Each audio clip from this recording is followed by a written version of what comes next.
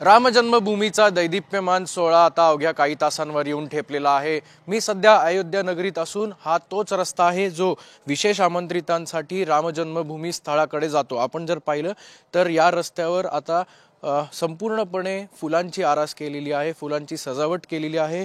एखाद्या सणाप्रमाणे एखादा जेव्हा सण असतो, जेव्हा पवित्र सण असतो, त्या दिवशी जेव्हा आपण जसं घराला तोरण लावतो तशा पद्धतीने हे या ठिकाणी तोरण जे आहे ते लावण्यात आलेले आहे झेंडूच्या फुलांनी।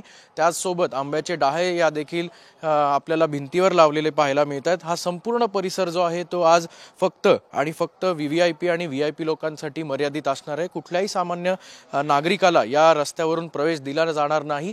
आपण जर बघितलं तर मी कॅमेरामनला विनंती करेल की थोडं पुढे जाऊन त्यांनी तो जर टेंट आपल्याला दिसत असेल तर तो टेंट जो आहे तो सिक्युरिटी पॉइंट आणि सिक्युरिटी चेक म्हणून बांधलेला आहे, जेणेकरून जे विशेष आमंत्रित येतील त्यांचं देखील तिथे पास जो आहे तो तपासला जाईल आणि त्यानंतरच तिथून त्यांना पुढे आतमध्ये जे मुख्य स्थान आहे तिथे सोडण्यात येईल।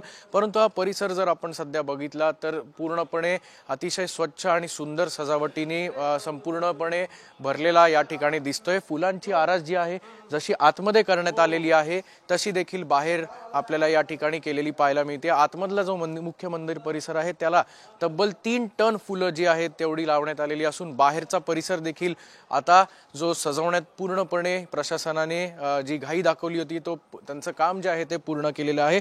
आता अवघ्या काही तासांचा अवधी शिल्लक आहे, पंतप्रधान नरेंद्र मोदी येतील आणि रामलल्लाची प्राणप्रतिष्ठा होईल। त्याच्या आधी हा सगळा परिसर जो आहे तो सजावटीने झगमगून गेला आहे।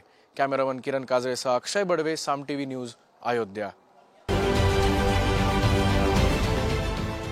देश विदेशातील प्रत्येक घडामोडींचे लाईव्ह अपडेट मिळवण्यासाठी आता साम टीव्हीच्या सर्व सोशल मीडिया प्लॅटफॉर्मला लाईक, फॉलो आणि सबस्क्राईब करा।